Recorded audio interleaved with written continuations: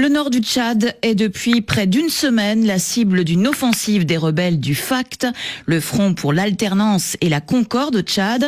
Le FACT qui affirme s'être emparé de plusieurs garnisons. Le gouvernement, lui, affirme que la situation est sous contrôle, mais l'armée continue de bombarder les positions rebelles. Bruce, bonjour. Bonjour, Madame Leroux, Chantal Leroux.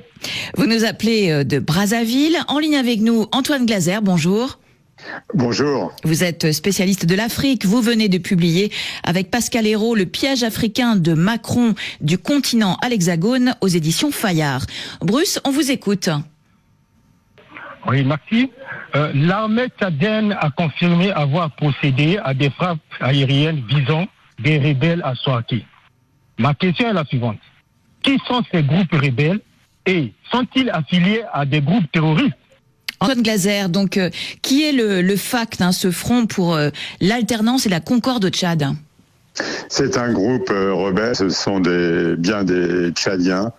Ils ne sont pas affiliés, ils ont à un moment donné travaillé, opéré avec des groupes armés libyens, mais en fait, ce ne sont pas du tout des terroristes, ce sont bien des Tchadiens. Et est-ce qu'ils sont affiliés à des groupes terroristes, demandait Bruce? Non, absolument pas. Ils ne sont pas affiliés à des groupes terroristes. Ils ont travaillé à un moment donné avec des Libyens de Misrata, mais également avec le maréchal Haftar. Donc, on peut pas. Ce sont bien des rebelles tchadiens. Ça n'a rien à voir avec souvent ni Al-Qaïda ni l'État islamique de ce qui se passe au Mali. Ce sont vraiment des rebelles tchadiens. Alors, ils comptent combien de combattants et de quel type d'armement disposent-ils? Alors, ils ont environ, on dit toujours, c'est très difficile à évaluer parce que, en fait, il n'y a pas que ce mouvement. Apparemment, il y a plusieurs mouvements qui sont ensemble dans le sud de la Libye. On dit entre 500 et 1000, mais on voit bien que lorsqu'il y a ces groupes rebelles, souvent quand ils ont environ entre, disons, 50 et 100 véhicules. C'est à peu près, disons, 1000 rebelles. Et on sait s'ils disposent d'armes suffisantes pour vraiment représenter un danger pour le pouvoir en place, N'Djamena? Ils ont énormément d'armement à partir du moment où ils ont opéré en Libye. La Libye était vraiment une armurerie à ciel ouvert du temps du colonel Kadhafi. Et c'est vrai que tous ces groupes ont pu récupérer énormément d'armement en opérant, en étant utilisés à un moment donné par forcément des Libyens pendant quand même une longue période. Il faut savoir que la Libye a été totalement implosée en 2011, donc en étant installée au sud dans le Fezzan, le Tibesti, c'est vrai qu'il y a énormément d'armement dans toute cette région. Antoine Glaser, à quelle ethnie appartiennent en majorité ces rebelles? Parce que l'appartenance ethnique est une donnée très importante au Tchad. Absolument. Là, ce sont des Goranes qui sont en fait plutôt à l'est du Tchad. Et c'est vrai que ça n'a rien. C'est très différent des principes des précédentes interventions qui étaient plutôt des Agawa, du neveu du président Idriss Déby, de Timi Erdimi. Et c'est vrai que ça, ce sont des Goranes. Donc c'est une autre ethnie, mais vous savez, moi je suis pas trop pour aussi, on dit des Goranes, mais il peut y aussi bien y avoir aussi également des Agawa avec eux. Mais principalement des Goranes.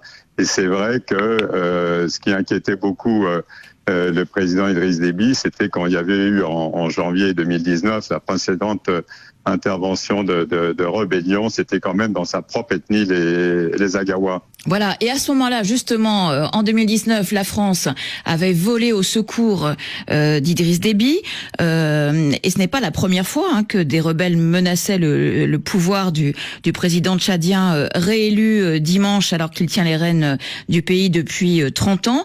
Est-ce que la France pourrait à nouveau voler au secours d'Idriss Déby, qui reste quand même son allié le plus important dans la lutte antiterroriste au Sahel? C'est vrai qu'en janvier 2019, c'était vraiment deux mirages français. Il faut savoir que le N'Djamena, c'est là où il y a vraiment l'état-major de l'opération Barkhane avec l'ensemble des appareils des mirages français. C'était deux mirages 2000 qui étaient intervenus, qui avaient quand même détruit 20 véhicules sur les 50, là qui étaient vraiment des Agawa, ça veut dire des gens de l'ethnie de Idriss Déby. Et c'est certain que la France est dans une situation très compliquée. Elle a déjà, les gens, on le sait très peu, mais ils ont quand même gelé tous les avoirs de Mahamat Ali, c'est-à-dire le chef du FAC, et également de Mahamat Nour aussi, qui a été à un moment donné emprisonné, qui était un très proche de Mahamat Ali. Donc, il y a une guerre de l'ombre, même en France, je vais dire, sur l'ensemble de ces rebelles pour geler leurs avoirs, pour défendre Idriss Déby, qui est l'allié fidèle de Paris, qui est l'allié au niveau du G5 Sahel, parce que ce sont quand même tous des anciens rebelles, en fait, Idriss Déby lui-même. Donc, ce sont des gens très aguerris pour lutter aux côtés de l'armée française. L'armée française défend bien sûr Idriss Déby en disant qu'il a payé le prix du sang aux côtés des troupes françaises dans le massif des Ifogaz au Mali. Donc il y a un soutien français. Là, on sent que quand même Emmanuel Macron, d'ailleurs c'est pour ça qu'on a écrit un peu quelque part le piège africain de Macron, parce que il hésite. Là, pour l'instant, ce sont quand même 2 MiG-21 de l'armée tchadienne qui sont intervenus. On n'a pas vu encore des mirages. Il y a des drones Reaper français qui assurent totalement le renseignement pour l'armée tchadienne. Pour l'instant, on en est dans le secteur, vraiment uniquement dans le renseignement.